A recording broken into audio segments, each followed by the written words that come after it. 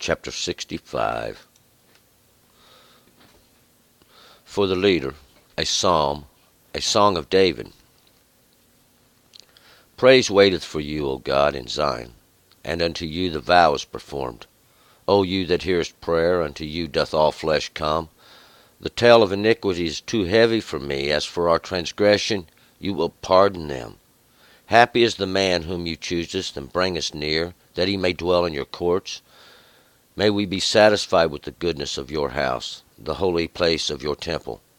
With wondrous works dost you answer us in righteousness, O God of our salvation, you the confidence of all the ends of the earth, and of the far distant seas, who by your strength settest fast the mountains, who art girded about with might, who stillest the roaring of the seas, the roaring of the waves, and the tumult of the peoples, so that they that dwell in the uttermost parts stand in awe of your signs. You makest the outgoings of the mornings and the evenings to rejoice.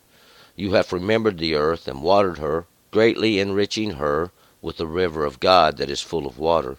You preparest them corn, for so preparest you her, watering her ridges abundantly, setting down the furrows thereof. You makest her soft with showers. You bless the growth thereof. You crownest the year with your goodness, and your paths drop fatness. The pastures of the wilderness do drop, and the hills are girded with joy. The meadows are clothed with flocks, and the valleys are covered over with corn. They shout for joy, yes, they sing. All right, let's go back up to verse 1. Once again, for the leader. We'll find out God's the leader. He goes out first. This is a psalm or a song of David. David, once again, he's the beloved. He is the chosen one. 2, we're going to pick it up here in verse 2. Praise waits for you, O God, in Zion, and unto you the vow is performed. Praise does wait for the Lord in Zion. Zion's that parched place. That place was set for a post. It's like a marker, so to speak. Zion is that parched place. It's a place that was judged before. It's something that's set there for a marker, and it's really just a call to remembrance because you're lost and you have forgot your way. So a post was set there a long time ago to remind you, call to your remembrance, because unto God the vow is performed, and this vow is a simple vow. It's that we will keep the covenant. 3. O you that hears prayer, unto you doth all flesh come.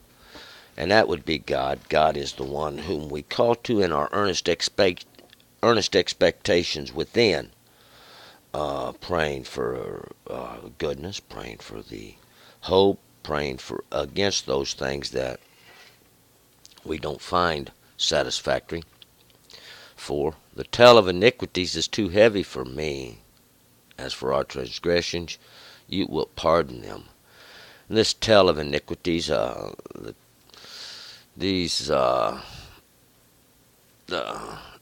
really this should probably say the strength of iniquities. Here, the word is gabar is too heavy for me. It's too much. It's too all these transgressions. In other words, it's kind of like the history of it all. That's just too much.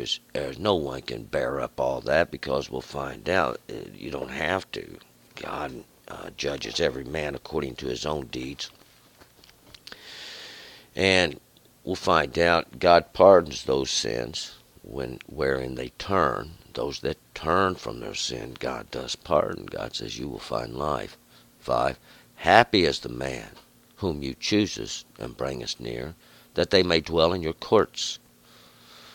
May we be satisfied with goodness of your house, the holy place of your temple.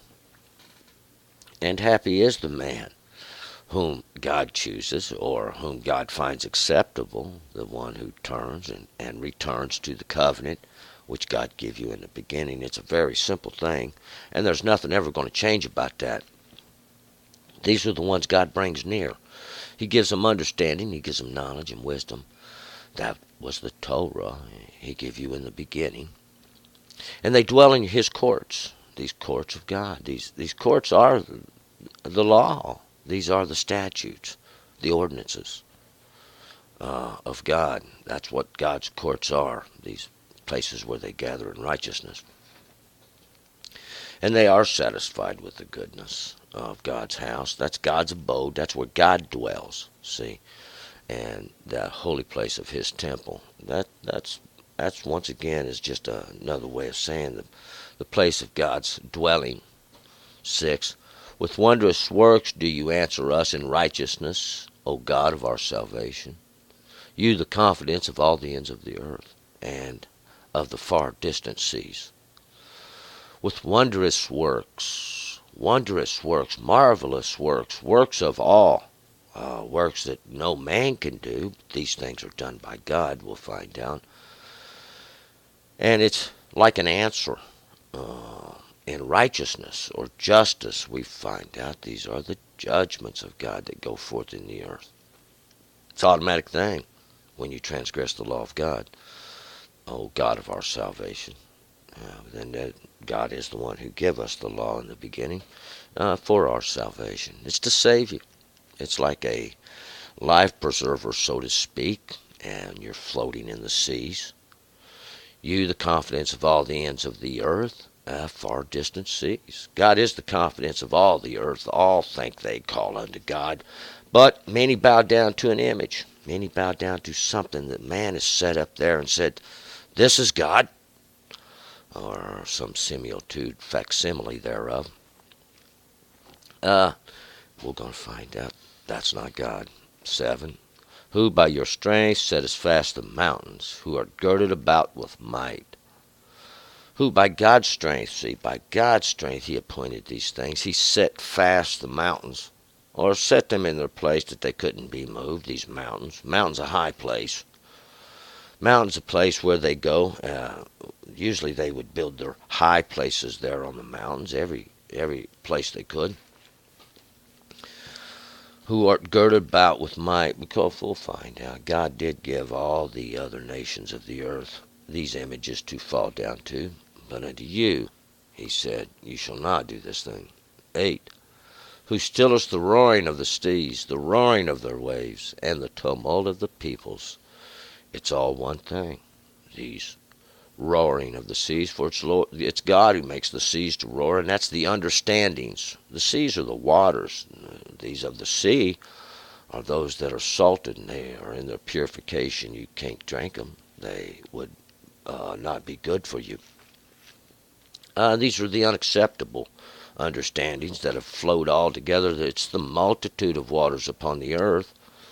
That's the same as saying all the understanding that's on the flesh. It has to be purified. It's no good. And God does cause the seas to roar. That's all those understandings. This is the tumult of the peoples. This is their ignorance. This is where they're found. They're found in their ignorance.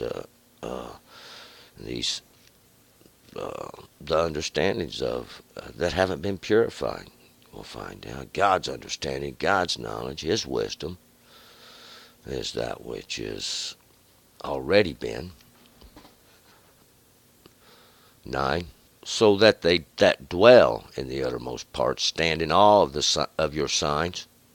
You make us the outgoings of the morning and evening to rejoice, so that they that dwell in the uttermost parts, those afar off, stand in awe of your signs. Well, when they have understanding and when they have knowledge, right now they just walk kind of around dumbfounded by it all. They don't have no understanding.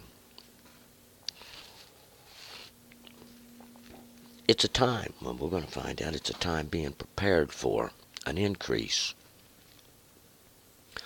You make us the outgoings, or the goings forth, it would be how this would normally be said, of the morning and evening to rejoice.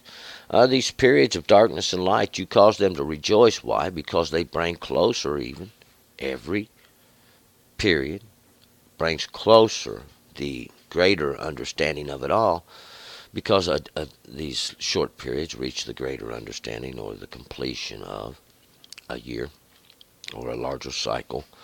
As it does go around, and it's going to keep going around. See, that's the way God set it in motion from the beginning. 10. You have remembered the earth and watered her, greatly enriching her with the river of God that is full of water.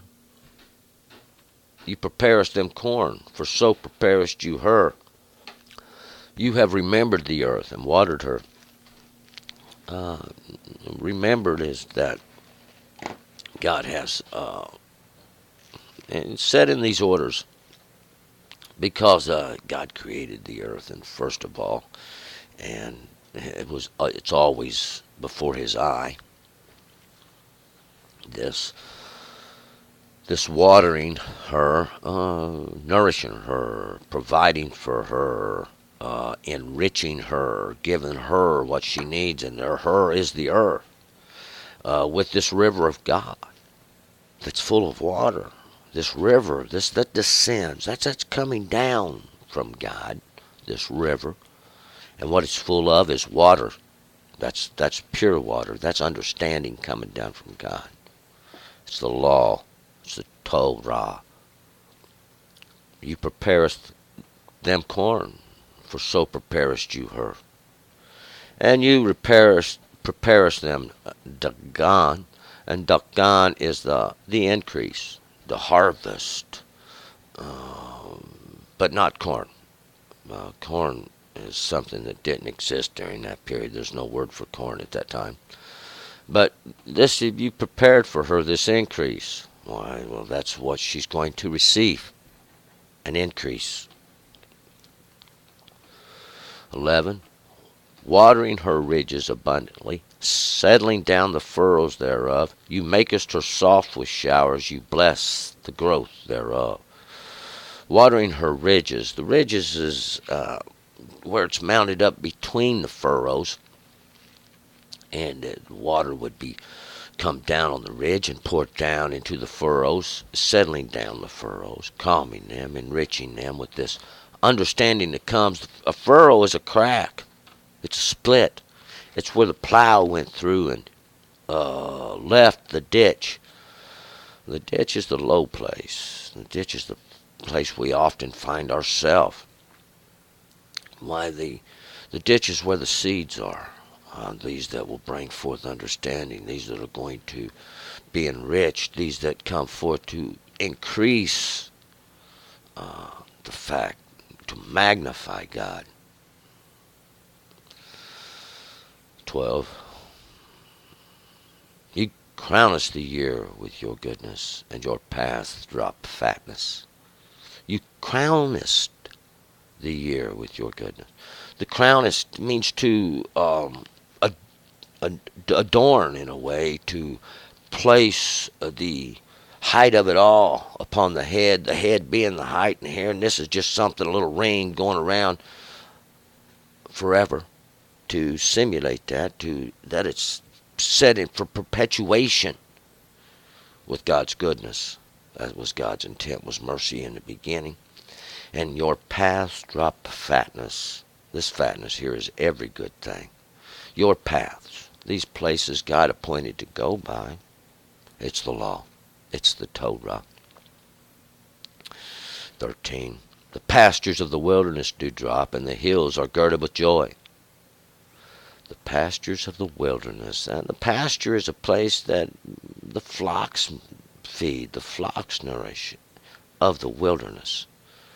That's the place where the words drive out. These words of God do drive out that from there. The beasts, and they do drop. They bring down, they come down with, and the hills are girded with joy. These hills, all the mountains, all the high places, and they do turn to God, we'll find out. God set it for an example, even from the beginning, and there's nothing ever going to change. 14. The meadows are clothed with flocks. The valleys are covered with corn. They shout for joy, yes, they sing. And the meadows are clothed with flocks. And to be clothed with flocks, it means to be abundant. The meadows are full of grass. There's nourishment. There's goodness. There's flocks. A great harvest is what this insinuates, and the valleys are covered over with corn. Well, not corn, but the increase. They're covered there. Where's the gun? And it's not corn. Corn wasn't just brought to that continent until much later. But anyway, the overall insinuation of that word is the increase. It's the harvest. It's that which is prepared for the increase, that which is going to sustain you through to get you to the next harvest.